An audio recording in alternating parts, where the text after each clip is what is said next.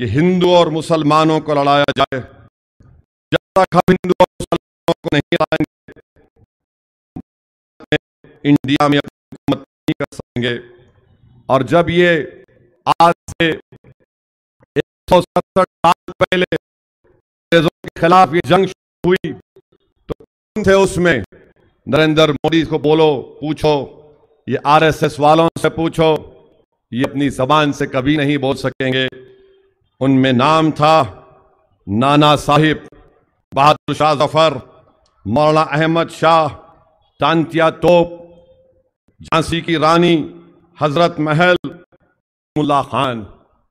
इन सब ने मिलकर अंग्रेजों के खिलाफ सन 57 में जंग आजादी को शुरुआत की। और यही अंग्रेजों का मिनिस्टर लॉर्ड वुड ने यह कहा कि अब भारत पर अगर हमारा कब्जा बरकरार रखना है तो हिंदू और मुसलमानों को लड़ना पड़ेगा।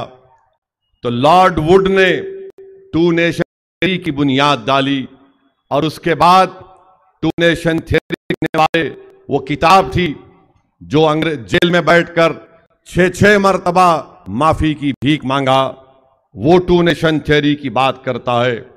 किसने कहा कि Muslims and Hindus are two different nation? क्या हमने कहा इस बात को? नहीं कहा। मेरे अजीज दोस्तों और बुजुर्गों, ये हम याद दिलाना चाहते हैं भारत के वजीर आजम को, बीजेपी वालों को जो कह रहे हैं कि मजलिस कोर्ट देंगे तो पाकिस्तान कोर्ट देने के बराबर है। अरे आपको शर्म नहीं आती? टू नेशन थ्योरी की बात तुम लोगों ने की, तुम्हारे हीरो ने की कि Hindus and Muslims are different nation. तुम्हारे हीरो ने लिखा था अपनी किताब में। अरे हम तो आज भारत में है और रहेंगे। तुम सुन लो मेरी इस बात को, हम इसी जमीन में पैदा हुए और इसी जमीन में जाएंगे। सुन लो बीजेपी, आरएसएस, नरेंद्र मोदी, अमित शाह, अब दूसरी हिजरत कभी नहीं होगी इंशाअल्लाह ताला। हम इसी वतन में रहेंगे। मसाइब और मुश्किलात का हिम्मत और सब्र और इस्तिक़साल से और इत्तेहाद की ताकत से मुकाबला करेंगे। तुम्हारे जुल्म का जवाब हम सियासी इख्तिदार में आकर करेंगे। तुम्हारे नाइंसाफी का जवाब हम पार्लियामेंट में अपने अराकीन को कामयाब करके करेंगे। तुम अगर हमारी आवाजों को दबाना चाहोगे तो हम वोट के जरिए अपनी आवाजों को हिंदुस्तान के पार्लियामेंट में भिजाएंगे। तो मेरे अजीज दोस्तों और बुजुर्गों, मैं तेलंगाना की आवाम को, भारत की आवाम को और यहां पर मौजूद सरजमीन हैदराबाद, औरंगाबाद की आवाम को याद दिलाना चाहता हूं कि अंग्रेजों के खिलाफ हमने लड़ा। हिंदू और मुसलमान और सिखों ने साथ मिलकर लड़ा। जो ताकतें इस मुल्क में नफरत की दीवारों को उठा रहे हैं, मैं आज आपको कहना चाह रहा हूं कि आओ मिलकर उन ताकतों को शिकस्त देंगे जो पिछले 10 साल में मुसलमानों को खतरा बनाकर वोट हासिल करते हैं। मेरे अजीज दोस्तों और बुजुर्गों, आज नरेंद्र मोदी वजीर आजम है और इंशाअल्लाह कल वो नहीं रहेंगे अल्लाह ने चाहा तो, मगर अगर वो वजीर आजम बनेंगे तीसरी मर्तबा तो मेरी बात को जहन नशीन कर लीजिए कि 17 करोड़ मुस्लिम अक़लियत को बली का बकरा बनाएंगे। वो हर चीज का जिम्मेदार असदुद्दीन ओवैसी को करार देंगे। इसीलिए मेरे अजीज दोस्तों और बुजुर्गों, आज आपको मैं दावत दे रहा हूं, गुजारिश कर रहा हूं कि 13 मई के दिन अपने के कोर्ट का सही इस्तेमाल करिए। ये हरगिज मत समझो कि आप असदुद्दीन ओवैसी को वोट दे रहे हैं। मेरी आपसे ये गुजारिश है कि आपने हमेशा जमात को कामयाब किया। मैं आपको बताना चाह रहा हूं, एक वीडियो मैंने देखा। मैं चाहूंगा उस ज़ईद बुजुर्ग मुसलमान की तड़प को सुनो आप, उसकी बेबसी को सुनो आप, जिसका वीडियो आज वायरल हो रहा है। मैं चाहूंगा कि उस वीडियो को या आवाम के सामने प्ले किया जाए और जरा आराम से उस गरीब और उस कमजोर की तकलीफ को आप सुनिए। हमारा वतन है, हमारे यहीं दफन हुए और यहीं हमारे बच्चे दफन होंगे। हम नहीं कहीं जाएंगे। हमसे कहते हैं भागो पाकिस्तान, हम पाकिस्तान चलेंगे। हम हिंदुस्तान के हैं, समझे? क्या बताऊं आपको, रोटी मिलना मुश्किल हो रही है। बहू बेटे कहते हैं रोटी नहीं है तुम्हारे लिए, कहाँ जाऊं? हम सड़क पर जाऊं, भीख मांगू जाके? कोई सहायता नहीं मिलती? कोई सहायता नहीं मिलती है, कोई सरकारी मदद नहीं मिली आपको? साथ का मदद है, भागते हैं मेरे जाते दवाई लेने पर, बच्चे को सुनते नहीं है। क्या करूं, पैसा नहीं है, पैदल जाना पड़ता है। चले गाड़ी पे लोग बिठा के जाते हैं, मैं कहाँ जाऊंगा, मैं कहाँ जाऊं बताइए? मेरे साथ का मदद है, एक फेफड़ा खराब हो चुका, हम कहाँ जाए बताओ? बताइए हम किधर जाए? अब वो मोदी का लगाओ, उनका बयान।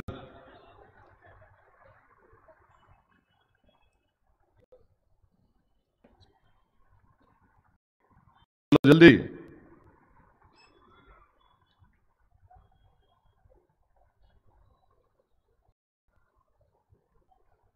है नहीं है?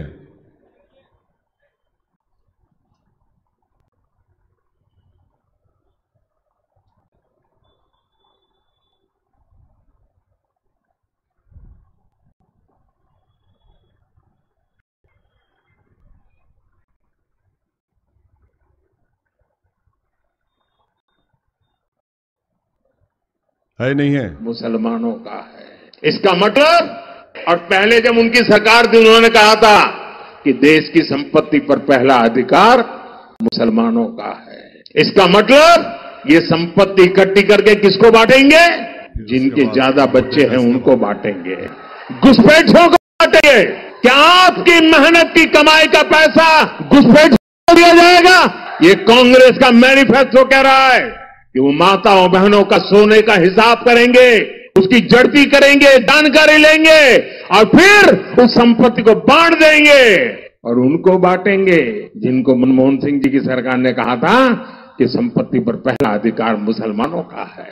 भाइयों बहनों, ये अर्बन नक्सल की सोच, मेरी माताओं बहनों, ये आपका मंगल सूत्र भी बचने नहीं देंगे, यहां तक जाएंगे, मैं कहने आया हूं। और पहले जब उनकी सरकार थी उन्होंने कहा था कि देश की संपत्ति पर अब वो ज़ईफ आदमी का लगाओ।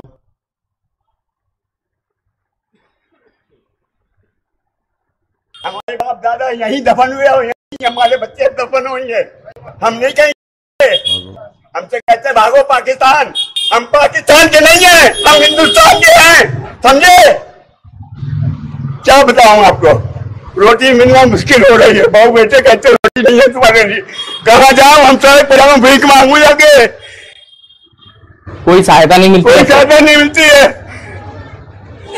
कोई सरकारी मदद नहीं मिली आपको? साथ का मदद है, भागते हैं मेरे जाते हैं दवाई लेने पर, बच्चे को सुनते नहीं है। क्या करूं, पैसा नहीं है, पैदल जाना पड़ता है। चले गाड़ी पे लोग बिठा के जाते हैं, मैं कहाँ जाऊंगा, मैं कहाँ जाऊं बताइए?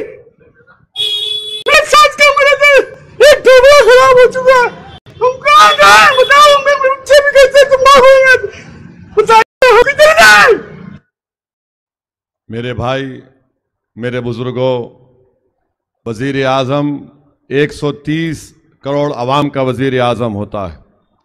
वजीर आजम किसी एक समुदाय का, मजहब के मानने वालों का नहीं होता है। हमारे मुल्क के वजीर आजम वो वाहिद वजीर आजम है। इस मुल्क की तारीख में कई वजीर आजम गुजरे हैं, मगर जितनी गाली, जितनी बेइज्जती करने की कोशिश मौजूदा वजीर आजम ने एक अक़लियत की है, शायद ही किसी ने की होगी। एक तरफ कह रहे हैं कि हम घुसपैठी हैं, बच्चे ज्यादा पैदा करते हैं और हमारे हिंदू बहनों के गलों से मंगलसूत्र छीन कर मुसलमानों को दिया जाएगा, बताइए। और दूसरी तरफ एक ज़ईफ का बूढ़ा कह रहा है कि हम पाकिस्तान कैसे जाएंगे, नहीं जाएंगे, हमारा वतन।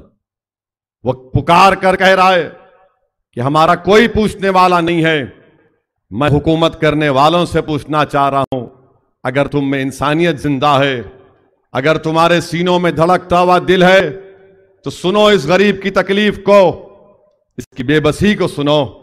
मेरे अजीज और बुजुर्गों, याद रखो, आज अगर हम अपनी आवाज को नहीं उठाएंगे अगर हम जुर्रत के मजाहरे नहीं करेंगे तो कल ही आने वाली नस्ल और आपके बच्चे कहेंगे कि अब्बा, अम्मी, चचा, मामू, जब ये आवाजें उठ रही थी, हमको जलील और रुस्वा किया जा रहा था, तो कहां गई थी आदत? तो अपनी जुर्रत को जिंदा रखो और इस जुर्रत के तहत मुत्तहिदा तौर पर अपने वोट का इस्तेमाल करिए। मैं हमारे हिंदू भाई बहन से भी कहना चाह रहा हूं, दलितों से कहना चाह रहा हूं कि मुसलमान एक गैरतमंद है, मगर मुसलमान कभी भी किसी हाल में किसी हिंदू बहन के गले से उतरा हुआ मंगल कबूल नहीं करेगा। हम हरगिज इसको कबूल नहीं करेंगे। हम तो ये कहेंगे कि हमारी गैर मुस्लिम बहनों का, उनका सुहाग हमेशा आबाद रहे, मगर एक देश का वजीर आजम है जो ये जबान इस्तेमाल कर रहा है। तो मेरे अजीज दोस्तों और बुजुर्गों, मेरी आपसे दवन गुजारिश है कि मुत्तहिदा तौर पर अपने वोटों का इस्तेमाल तारीख के दिन करिए।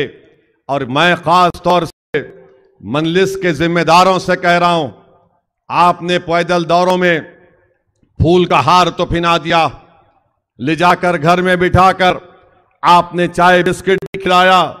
अगर आप ये समझ रहे हैं कि आप अपनी जिम्मेदारी से बरी हो गए, नहीं, आपका बहुत बहुत शुक्रिया, मगर 13 को आपको पोलिंग बूथ के पास जमीन पर आपको दिखना पड़ेगा पोलिंग करवाते हुए।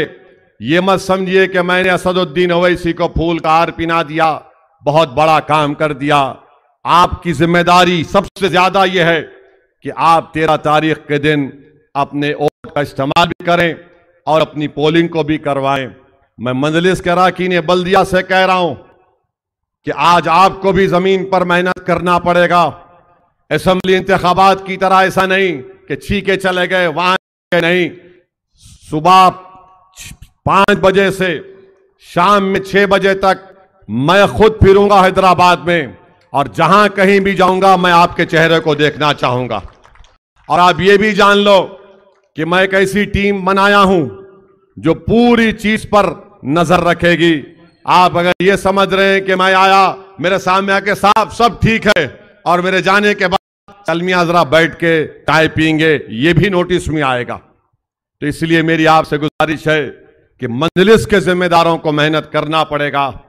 सुदुर मोहम्मदीन से अपील करूंगा कि आप मजलिस इत्तेहादुल मुस्लिमीन की रेड की हड्डी हैं। 13 तारीख के दिन आपको मेहनत करना है। मैं शुक्रगुजार हूं आप तमाम का कि हमने चिलचिल धूप में दौरे किए, 44 डिग्री 45 डिग्री में हमने दौरे किए, आप तमाम हमारे साथ आए, आपका बेहद शुक्रिया। मगर एक दिन की मेहनत और हमको करना है। मैं शुक्रगुजार हूं हमारे अरकान असेंबली का भी, अरकान कानून साज कौंसिल का भी। मैं शुक्रगुजार हूं जनाब मुमताज अहमद खान साहब का भी और जनाब अहमद पाशा खादरी साहब का भी कि उन्होंने वक्त निकालकर पैदल दौरे भी किए, जलसों से खिताब भी किया। अब मेरे अजीज दोस्तों और बुजुर्गों, 13 तारीख के दिन हमको अपने के वोट का इस्तेमाल करना है। मैं ये भी बताना जरूरी समझता हूं कि मजलिस इत्तेहादुल मुस्लिमीन ने फैसला ये लिया है कि हैदराबाद में और तेलंगाना में बीजेपी खत्म इंशाअल्लाह ताला। बहुत से लोग मुझसे सवाल कर रहे हैं, असद साहब असेंबली इलेक्शन में आपने मामू कहा था, तो सुनो आज मैं कह रहा हूं, बाज लोग कंफ्यूजन पैदा करना चाह रहे हैं। ये पार्लियामेंट का इलेक्शन मामू का नहीं है, मोदी को हटाने का इलेक्शन है। ये इलेक्शन मामू का नहीं है, ये इलेक्शन मोदी को हटाने का है। अगर ये भी समझ में नहीं आया तो और समझाने के लिए कह रहा हूं, सिकंदराबाद में मोटे को जिताओ, सिकंदराबाद में मोटे को जिताओ, निजामाबाद में जिसकी सफेद बाल ज्यादा है उसको जिताओ, चिवल्ला में जो दुबला है उसको जिताओ। तो समझ में आया आपके? हैदराबाद में पतंग, तेलंगाना में बीजेपी खत्म। और खास तौर से महबूब नगर में, चिवल्ला में सिकंदराबाद में, मलकाजगिरी में, करीमनगर में, निजामाबाद में, आदिलाबाद में जितने मजलिस के जिम्मेदार हैं और वहां की आवाम, मैं उनसे खास तौर से अपील कर रहा हूं कि आप मेरी बात को जहन नशीन कर लीजिए। मुत्तहिदा तौर पर अगर आप सब मिलकर वोट डालेंगे तो बीजेपी की शिकस्त यकीनी होगी इंशाअल्लाह ताला। मैं आपको बाखबर कर रहा हूं, मैं आपको खबर उस वक्त बता रहा हूं, बाद में आप ये नहीं कहना नहीं असद साहब हमारे को खुल के बोल देना था। मैं अब खुल के बयान कर रहा हूं प्यारे, खुलकर कह रहा हूं आपसे। इसीलिए मेरी आपसे अपील है और खास तौर से मजलिस के जिम्मेदारों से, सुदरो मोतमदीन मजलिस के साबिका डिप्टी मेयर हो या मौजूदा डिप्टी मेयर हो या मौजूदा चेयरमैन हो या साबिका चेयरमैन हो या मजलिस के सुदरो मोतमदीन हो, ये आपकी जिम्मेदारी है कि आप पूरी कोशिश करेंगे।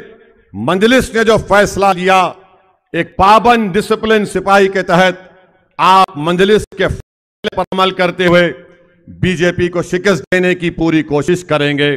रहा सवाल ये बीजेपी का, तो एक कैसे वजीर आजम है जो कहती है कि मंगलसूत्र छीनकर हिंदू बहनों का मुसलमानों को दिया जाएगा। भारत के वजीर आजम, क्या आपको नहीं मालूम कि रिजर्व बैंक ऑफ इंडिया ने कहा 5 साल में 2019 से 2024 तक भारत की खवातीन ने 1 लाख करोड़ रुपए का सोना गिरवी रखाकर बैंक से पैसे हासिल किए। नरेंद्र मोदी, कहां गई आपकी नारी शक्ति, कहां गई आपकी औरतों से मोहब्बत? और जब कोई खातून, महिला अपना सोना बैंक में रखाती है तो कलेजे पर पत्थर रखकर रखाती है, क्योंकि वो उसकी मां की निशानी होती है या खानदान की निशानी होती है। कोई एक्सीडेंट हुआ, पैसे नहीं है। बच्चे की कॉलेज की फीस भरना है, पैसे नहीं है। कोई मर गया, कर्जा देना है, कमाने वाला मर जाता है। बताओ भारत के वजीर आजम, आप तो कहते हैं ना कि मैं गरीबी से निकल कर आया, मैं चाय बेचता था, तो फिर ये गरीबों की तकलीफ क्यों तुम महसूस नहीं कर रहे हो वजीर आजम मोदी? बल्कि सुनो, मैं हमारे हिंदू भाई बहन से कहना चाह रहा हूं, दलितों से कहना चाह रहा हूं, बैकवर्ड क्लास के जिम्मेदारों से कहना चाह रहा हूं, 10 साल में नरेंद्र मोदी ने बैंकों से 6000 करोड़ का कर्जा अपने चाहने वालों को दिलाया। जो लोग मोदी को असदुद्दीन ओवैसी की नफरत की बुनियाद पर वोट दे रहे हैं, अरे पागलों, कभी तुम्हारे घर में भी तो झांक कर देख लो कि तुम्हारी बहन के पास नौकरी है या नहीं। कभी झांक कर देखो कि तुम्हारे बैंक में कितने पैसे आए। कभी झांक कर देख लो कि तुम्हारी मां कितनी खुश है। तुम अगर बीजेपी, आरएसएस, ओवैसी की नफरत दिलाती है तो तुम नफरत करो, मगर कभी अपने गिरेबान में भी तो झांक के देख ले प्यारे कि तूने क्या पाया 10 साल में। अगर तूने ये पाया कि मैंने ओवैसी की गाड़ी पर गोलियां चलाई, फिर से चला, मैं मरने को तैयार हूं, मगर ये तो बता कि मेरे मरने से तुझे जिंदगी मिलेगी, मेरे मरने से तुझे नौकरी मिलेगी, मस्जिद और मंदिर का झगड़ा करने से तेरी बहन के शादी का इंतजाम होगा? बताओ, यही तो बीजेपी कर रही है। इसीलिए हम आपसे अपील कर रहे हैं कि इन बातों पर गौर करिए। ये जो नफरत का सांप उठाने की मोदी कोशिश कर रहे हैं और जो भारत से मोहब्बत करते हैं, जो राष्ट्रवाद की बात करते हैं, नेशनलिज्म की, कौमियत की बात करते हैं, अरे तुम्हारा कैसी मोहब्बत है, क्या तुम्हारा नेशनलिज्म है कि 2000 स्क्वायर किलोमीटर पर चीन की फौज भारत की जमीन पर कब्जा करके बैठ गई और ये हमारे वजीर आजम उनको निकाल कर फेंकते भी नहीं है, बोलते तक भी नहीं है चीन के बारे में। 65 पेट्रोलिंग पॉइंट में से 25 पर हमारी फौज पेट्रोलिंग नहीं कर सकती। वो जो एक मशहूर पिक्चर आई थी एक्टर की, जिसमें एक तालाब खूबसूरत तालाब दिखाया गया था।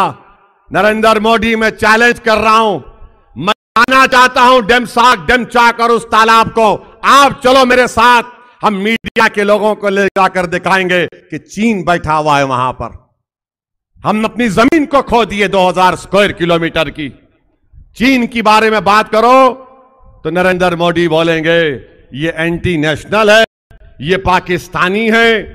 अरे नरेंद्र मोदी और उनके चाहने वालों, पाकिस्तान का तुम नाम लेते हो, मगर तुम जितना पाकिस्तान का नाम लोगे तुम उतना भारत की तौहीन करोगे। पाकिस्तान इतना है, सिर्फ इतना है पाकिस्तान, भारत इतना है भारत। आप बताओ कि 56 इंच का सीना रखने वाला वजीर आजम पाकिस्तान की मिसाल देता है। मोदी, अगर देश से मोहब्बत है तो चीन से मुकाबला करो। अमेरिका की तरक्की को बताओ, ये तरक्की लेकर आएंगे।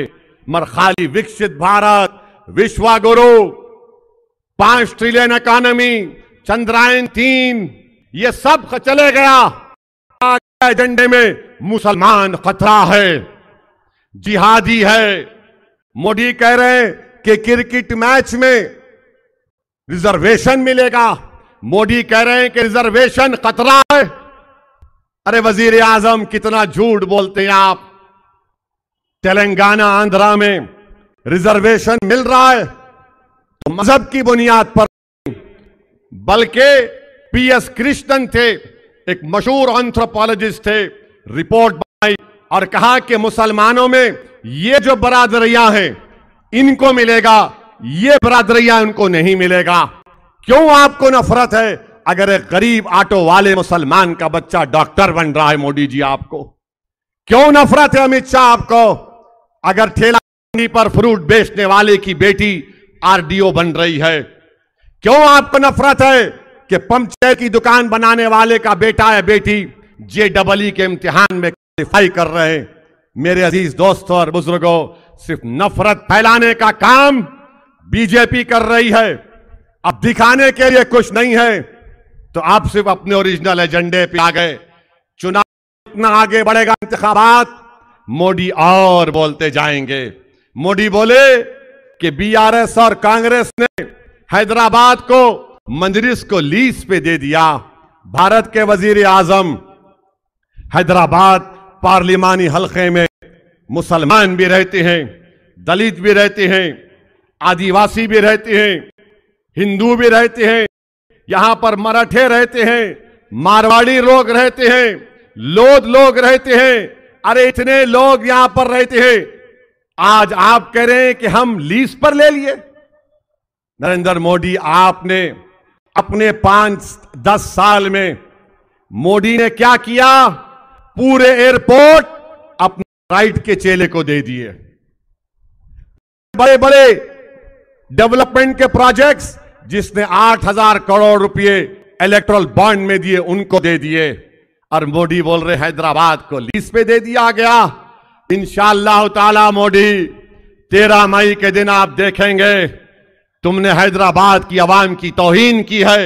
यही हैदराबाद की आवाम बिला लिहाज मजहब मिल्लत निशान पर बटन दबाकर बताएगी कि लीज पर नहीं है, हैदराबाद भारत का टूट हिस्सा था, है और रहेगा इंशाअल्लाह ताला। मेरे अजीज दोस्तों और बुजुर्गों, मेरे अजीज दोस्तों और बुजुर्गों, ये को आए थे महाराष्ट्र से एक मोहतरमा, आकर 16 सेकंड की बात करे। मेरे को नौजवान फोन करके बोले, असद भाई जरा फिर से बोलना। मेरे भाई, बीमारी की हालत में 1 घंटा सुन लिए, ये तकलीफ की हालत है। अगर थोड़ी सी इंशाअल्लाह आपकी दुआओं से राहत मिल जाएगी, मुझे यकीन है कि आपकी दुआओं में असर है। आप दुआ करिए अकबरुद्दीन ओवैसी की सेहत के लिए, अहमद पाशा कादरी की सेहत और उनकी दराज उम्र के लिए, मुमताज साहब की सेहत के लिए। मैं तो सिर्फ यही कहूंगा कि जिन्होंने कहा कि 16 सेकंड दिए तो दोनों भाइयों का काम कर देंगे, कभी कभी मेरे भाई बासी कड़ी को भी उबाल आ जाता। समझे ना, बासी कड़ी को भी उबाल आ जाता। अब दूसरे हैं बीजेपी के कैंडिडेट। न्यूज मिनट एक वेबसाइट है, उनसे पूछा गया मुसलमानों के शादी क्यों करते, तो उन्होंने बोल रहे मुसलमान गोश्त खाते, जज्बाती रहते हैं, तो से शादी से ताल्लुक, इसका मतलब यह है कि के पास एक जैसा जज्बाती नहीं, के पास है मगर घर पे नहीं है, उन्हें क्या है ना, हकीकत बोल रहा हूं, समझे नहीं समझे, या फिर वो भी खोल के बोलूं। अब इन्हों बोल रहे गोश्त खाते। एक 2 मिनट जाएंगे एक नमाज के लिए।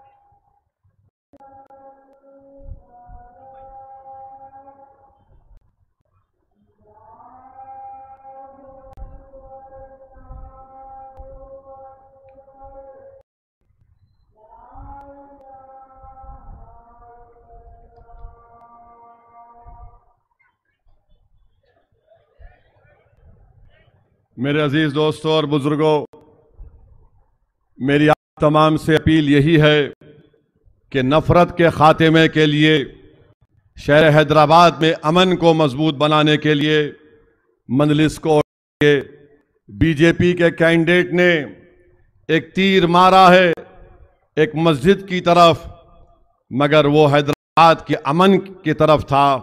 वो तेलंगाना में दंगे कराने के लिए वो बीजेपी का असली चेहरा था।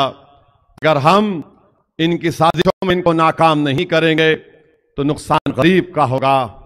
आप और हमने, हैदराबाद की पार्लियामेंट की आवाम ने हैदराबाद के अमन को बरकरार रखा। नुपुर शर्मा ने बकवास की, ये तेलंगाना वाहिद रियासत थी जहां पर हमने बकवास करने वाले को जेल की यात्रा करवाई थी। ने अमन को बरकरार रखा।